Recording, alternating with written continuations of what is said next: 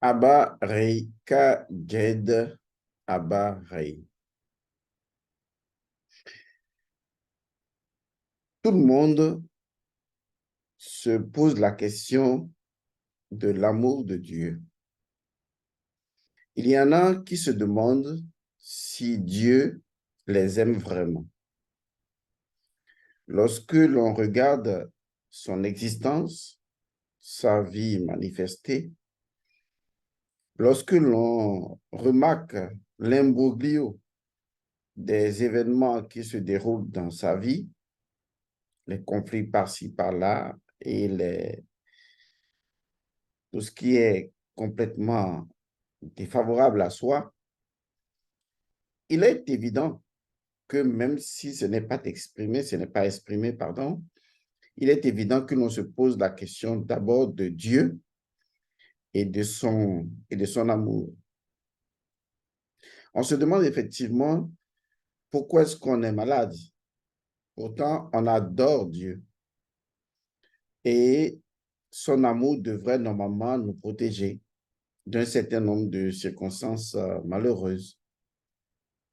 Et ce sont des choses auxquelles vous pensez sans y penser, parce que vous vous dites que si vous en pensez trop, ce serait violer le territoire de Dieu, une forme d'hérésie, comme pour dire, il ne faut surtout pas que j'accuse Dieu. Il faut que je lui trouve toujours une raison mystérieuse de faire les choses à mon insu pour mon bien, que je n'envoie pas Dieu au procès. Nous avons tout cela en nous, la question de l'amour de Dieu. Nous savons que si un père ou une mère nous aime vraiment, il ou elle ou ils sont prêts à tout pour pouvoir nous aider, pour nous sauver, pour nous sortir des méandres, même si on s'y fout tout seul. Mais devant des événements de la vie, devant certaines injustices, on se pose vraiment la question de Dieu et surtout de son amour, vu que quelquefois ou souvent, on a fait le choix volontaire de l'adorer. Alors, lorsque ces choses se produisent, il ne faut pas s'inquiéter, il faut surtout se demander, est-ce que vous posez la bonne question?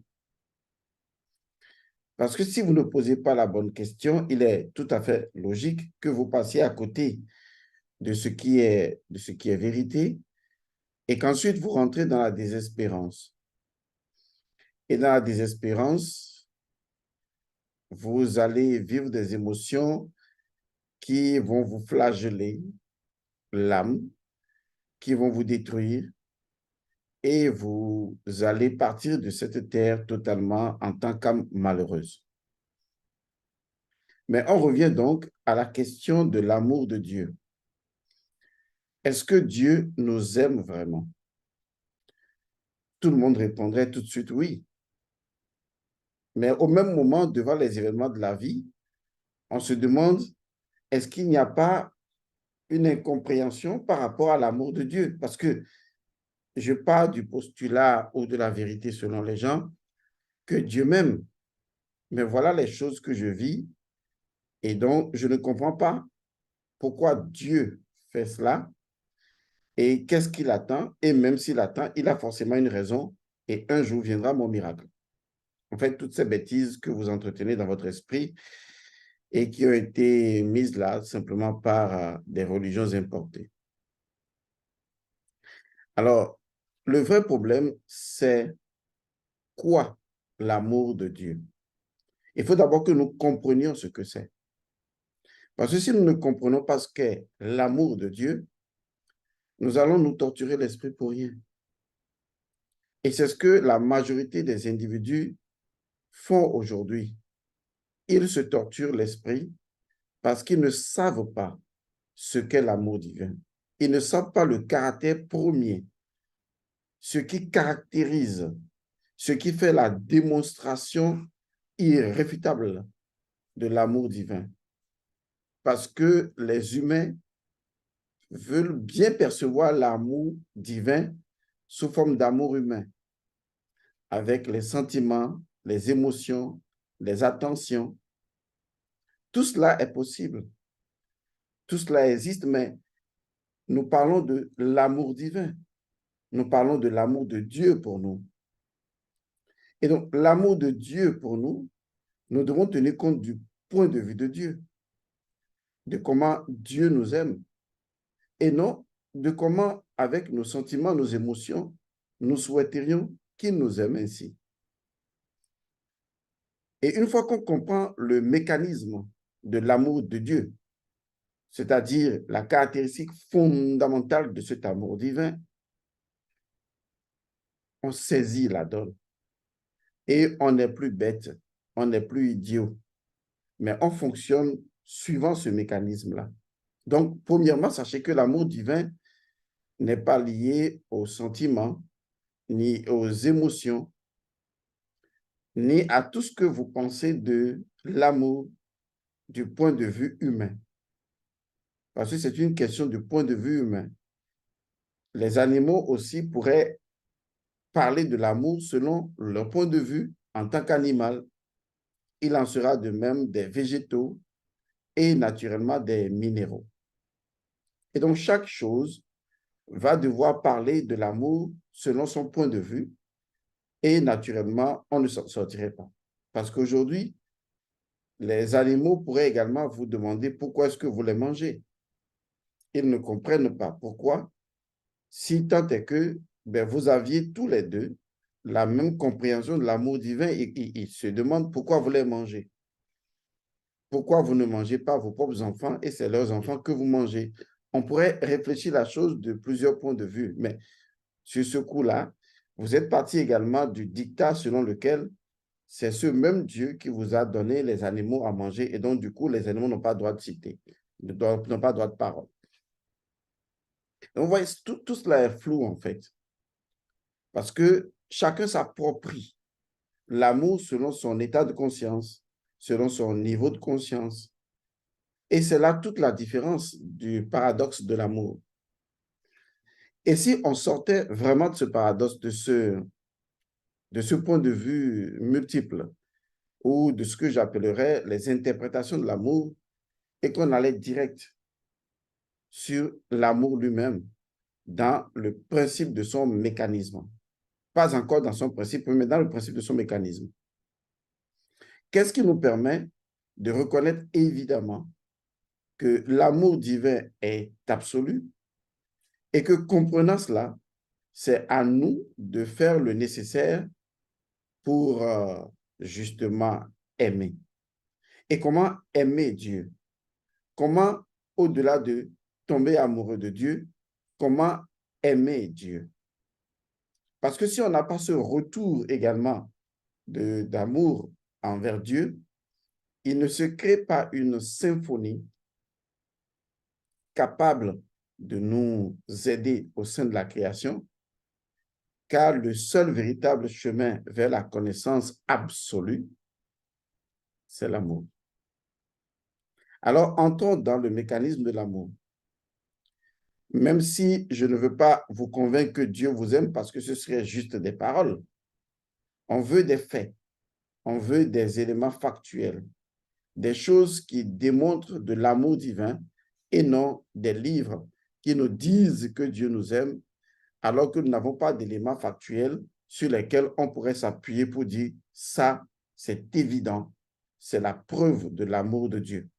Et on peut partir de cela pour justement agir conséquemment, ressentir cet amour, vivre cet amour et retransmettre cet amour.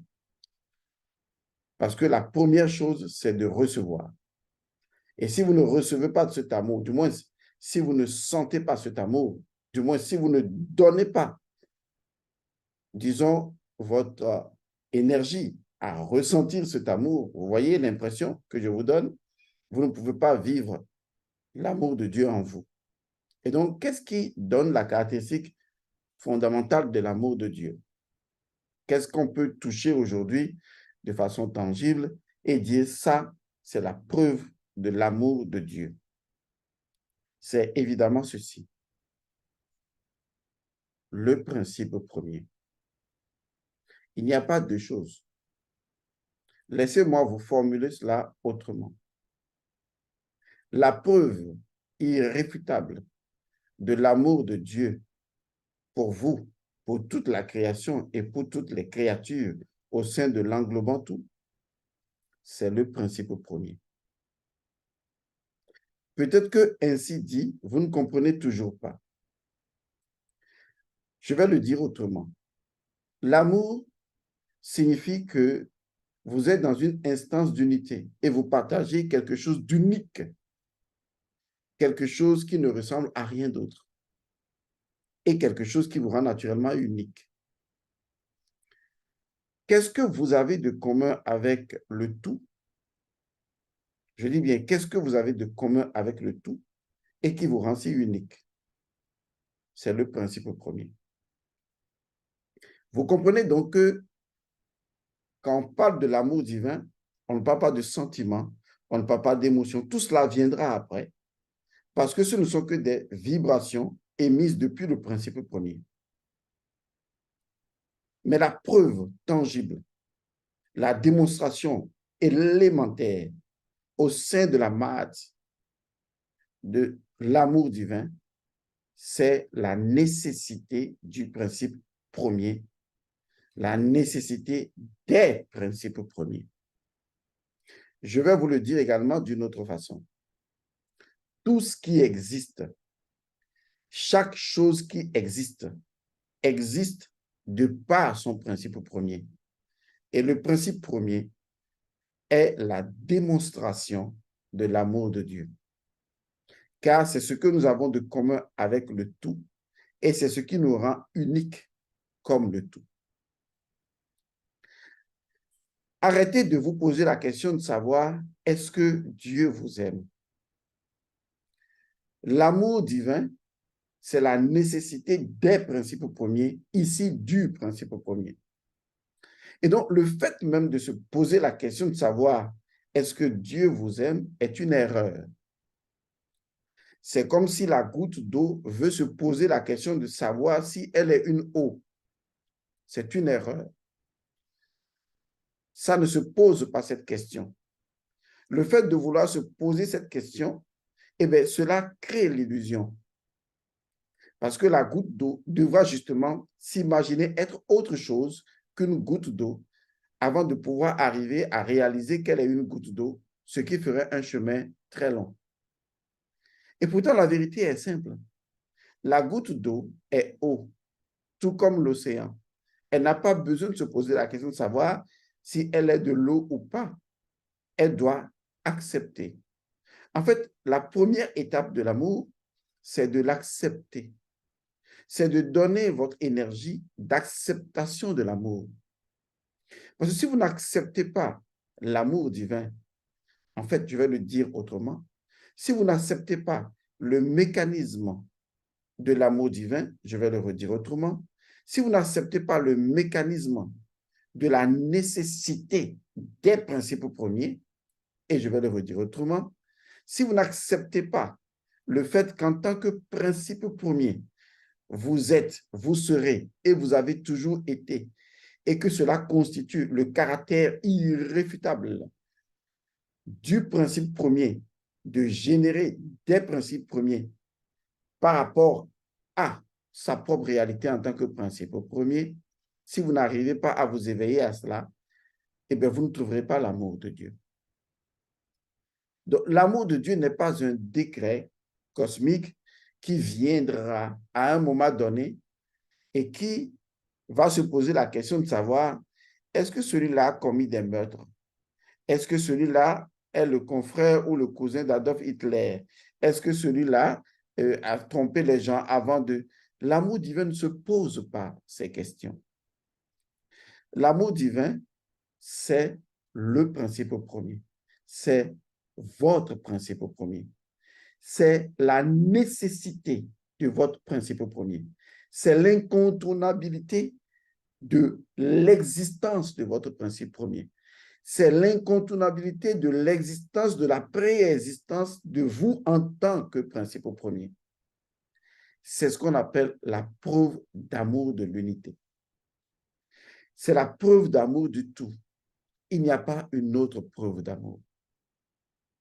Je vais vous le décomposer un tout petit peu. Lorsque vous vous approchez d'un arbre, vous ne pouvez que l'aimer. Vous savez pourquoi? Parce que justement, l'arbre est unique.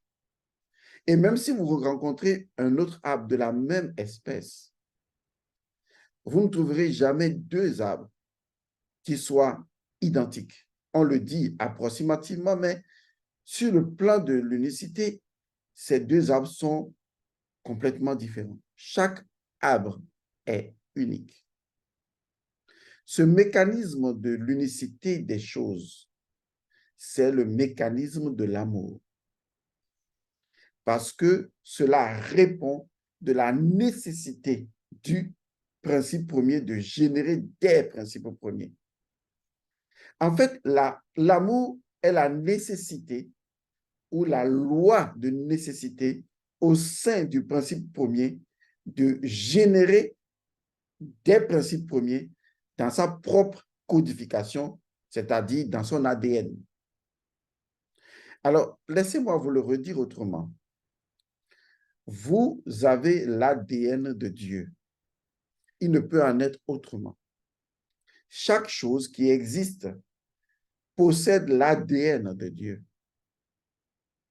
Et qu'y a-t-il de mieux que de savoir que le processus même de la création nécessite une introduction de l'ADN de Dieu au sein de la multiplicité, de telle sorte que chaque élément du tout possède l'ADN du tout. Cet ADN-là, ou quel que soit le nom que vous voulez lui donner, c'est le principe de la nécessité des principes premiers, issus du principe premier. On appelle cela la preuve d'amour. Parce qu'au sein de cet amour, il y a justement la sexualité divine. Et à travers et l'amour et la sexualité divine, les deux étant la même chose au cœur du tout, le tout a généré de façon intemporelle, vous voyez, les principes premiers, dont les principes premiers sont la preuve ou les preuves de l'amour divin. Alors, comment une preuve de l'amour divin va se poser la question de savoir, est-ce que Dieu m'aime? Et c'est la raison pour laquelle les religions ont, je ne sais pas comment dire, font la loi dans votre vie. Parce qu'elles vous vendent quelque chose que vous avez déjà. Elles veulent vous vendre l'amour de Dieu à travers les Écritures sacrées, à travers une mort inventée d'un Dieu pour vous. La religion fait ça tout le temps. Et vous avez comme l'impression qu'il fut un temps, vous n'aviez jamais été aimé. Et que c'est maintenant, grâce à telle personne, à tel sauveur, à tel livre sacré, à telle religion, que vous allez être aimé. De cet amour, je n'en veux pas. De cet amour qui est conditionné par le fait qu'un fils de Dieu serait mort pour moi, je n'en veux pas. De cet amour lié à des conditions de je ne dois pas être pécheur, je ne dois pas être ceci, je n'en veux pas. Je ne veux pas d'un Dieu imbécile, assujetti à ses propres perversions et incapable de comprendre que l'amour transcende les perversions. Ce Dieu, je n'en veux pas. Parce que ce que je sais, c'est que et perfection et imperfection s'aiment ensemble. Autrement, il n'y aurait pas de création. Qu'est-ce que vous croyez? Est-ce que vous n'êtes pas étonné, surpris d'être étonné, étonné d'être surpris que l'Esprit divin, avec toute sa magnificence, décide néanmoins d'utiliser un corps limité? Est-ce que ça, ce n'est pas déjà de l'amour? Est-ce que le corps limité, dans sa limitation, est-ce que vous voyez, n'est-il pas déjà pécheur vis-à-vis de l'esprit? Et pourtant, l'esprit l'utilise. Vous savez pourquoi? Parce que le véritable amour ne connaît pas le péché. Parce que le véritable amour transcende le péché. Parce que le véritable amour n'a absolument aucune conditionnalité. Et comme le principe premier n'est assujetti à aucune condition, le principe premier ou l'esprit peut prendre un corps, quel que soit son niveau de pureté ou d'impureté. C'est pourquoi, même dans votre image, bien sûr, même Satan, dans votre image, est avant tout un esprit de Dieu. Ah oui, ça vous étonne, n'est-ce pas? Qu'est-ce qui, dans l'ensemble de la création et des créatures, ne procède pas de l'Esprit de Dieu? Vous voyez, le vrai problème avec vous, c'est que vous avez subi trop de lavage de cerveau et que vous avez adopté des idéologies qui ne sont en relation avec rien du tout dans la création. Je vais vous donner la première étape pour réveiller, pour ressusciter. C'est ça la résurrection d'Osiris. C'est l'amour. C'est de l'amour de Isis et d'Osiris que Osiris est ressuscité. L'amour ressuscite. Je vais vous montrer comment ressusciter l'amour qui a toujours prévalu en vous en tant que principe premier. Vous n'avez pas besoin d'un Dieu pour vous aimer. Vous n'avez pas besoin d'un acte extraordinaire pour être aimé. C'est comme je le disais tantôt, la goutte d'eau veut qu'on lui prouve qu'elle est une eau. C'est absurde. Vous êtes la preuve de l'amour divin parce que votre existence est une manifestation du principe premier, lequel principe premier est appelé la nécessité de l'amour divin. Alors, écoutez, si vous voulez ressentir, je veux dire bien, vivre, ressentir, expérimenter l'amour divin dans votre existence, la première étape, selon moi, c'est d'arrêter de le chercher. Parce que l'idée selon laquelle vous voulez de l'amour de Dieu va dans le contresens de l'énergie initiale du principe premier. Et cette énergie initiale, c'est que vous êtes la preuve de l'amour de Dieu. C'est ça le principe premier. C'est ce que dicte le principe premier. Donc, la première chose que vous devez faire tout de suite dans votre vie, c'est d'arrêter tout de suite, en même temps, d'adopter des comportements de recherche de l'amour de Dieu, que Dieu vous aime, que vous voulez savoir si Dieu vous aime, vous voulez que Dieu vous aime, vous voulez poser des actes particuliers pour que Dieu vous aime. Je vous en prie, arrêtez.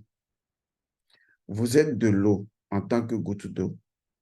Vous n'avez pas besoin de vous poser la question de savoir est-ce que vous êtes de l'eau. Ce n'est pas parce que vous êtes une goutte que vous n'êtes pas de l'eau. Il ne faut pas confondre les choses. Ça, c'est la première chose. Parce que si vous arrêtez cela, si vous arrêtez tout de suite cette bêtise, cette bévue, vous allez laisser le principe premier en vous, vous donner la démonstration de l'amour divin. La deuxième étape qui va suivre et qui va libérer cette démonstration dont je parlais tantôt,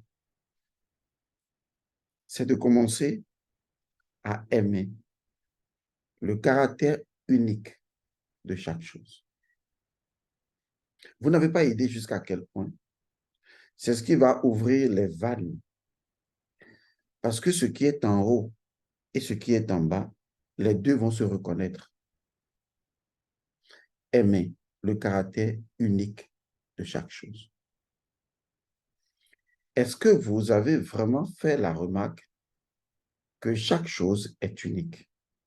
Est-ce qu'il vous est arrivé de développer ce l'art de l'observation, qui vous conduise à reconnaître que chaque chose est particulière, que chaque être est particulier et qu'il n'y a absolument aucune possibilité de comparaison de deux choses. Que même si vous voulez faire une comparaison, vous devez savoir dans votre esprit que c'est de l'absurdité. Et au fur et à mesure, vous devez laisser tomber les comparaisons. Vous êtes un père de famille ou une mère de famille. Vous avez des enfants. Certes, vos enfants portent les mêmes noms de famille, même si vous leur faites porter les mêmes prénoms. Je vous assure, chaque enfant est unique. Si vous arrivez à aimer le caractère unique de chaque enfant et ne pas vouloir qu'un enfant ressemble à un autre enfant, vous commencez déjà à vous connecter à l'amour divin dont vous êtes la preuve. Regardez dans votre chambre. Regardez tous les éléments, même les tissus de votre chambre, même les motifs à l'intérieur du tissu de votre drap. Chaque motif, bien que similaire, est unique. Je voudrais que vous commenciez à développer le regard d'Horus, le regard de l'aigle. Car Horus n'est appelé le lointain pour rien. Horus est appelé le lointain parce qu'en réalité, il a la capacité, comme le faucon, de faire la différence entre une unité d'une chose et une autre unité d'une autre chose. Vous devez être en mesure de reconnaître, de développer la perspicacité et de reconnaître, de voir chaque individu, chaque chose de la création comme étant unique. Et lorsque vous verrez cela, vous allez expérimenter une prochaine étape qui sera extraordinaire et magnifique. C'est l'étape de la vitalité.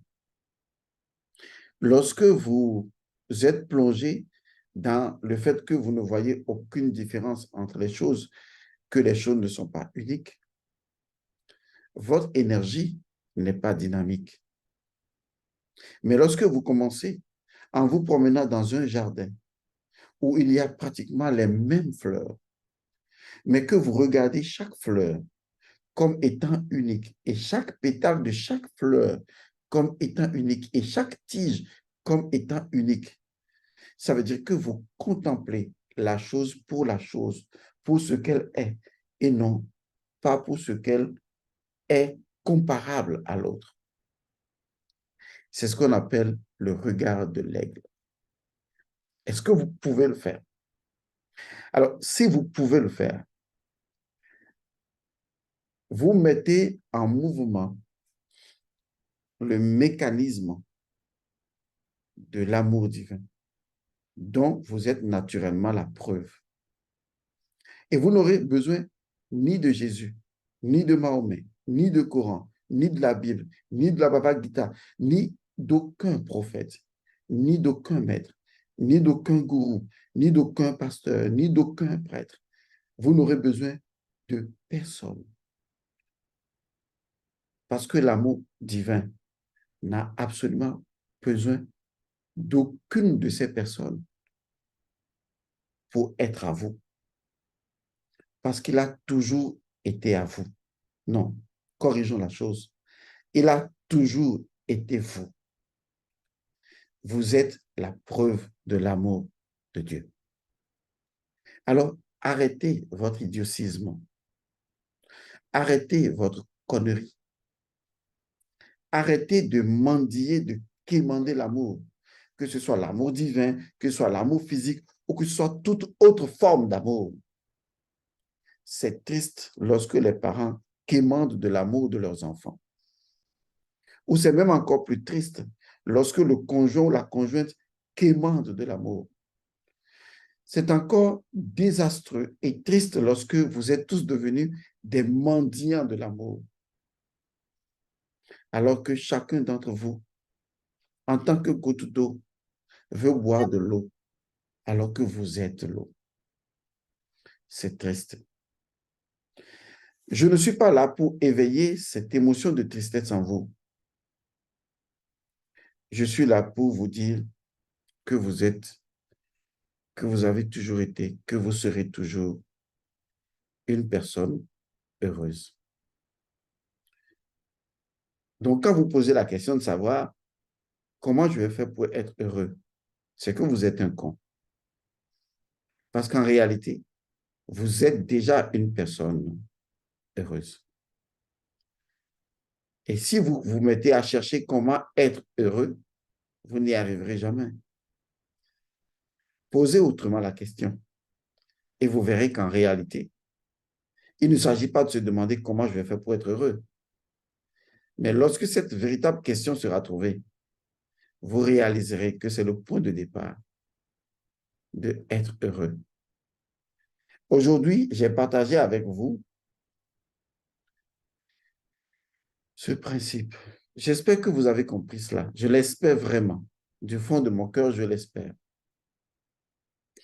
Je demande à tous ceux qui suivent cette capsule de bien vouloir s'abonner. Si vous n'êtes pas encore abonné, invitez les autres aussi à s'abonner et partagez, likez surtout les vidéos et évoluons en nombre de personnes abonnées à cette chaîne. Et je vous remercie également d'être présent sur cette chaîne, de vous abonner et d'être avec nous, de commenter, d'apporter votre questionnement, votre intuition, vos points de vue. Tout cela, c'est de l'amour.